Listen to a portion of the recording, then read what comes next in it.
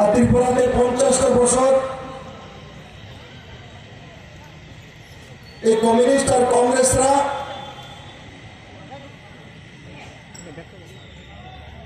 এই তাদের নেতৃত্ব আগরতলায় বসে বসে কংগ্রেসি কার্যকর্তা এবং সিপিএম এর কার্যকর্তাদের মধ্যে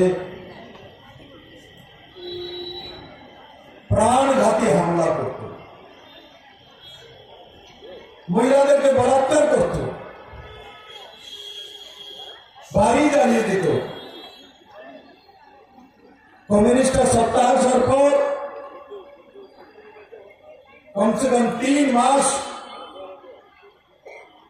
যারা কংগ্রেস করেছে তাদের বাড়ি ঘরে থাকা যেত না।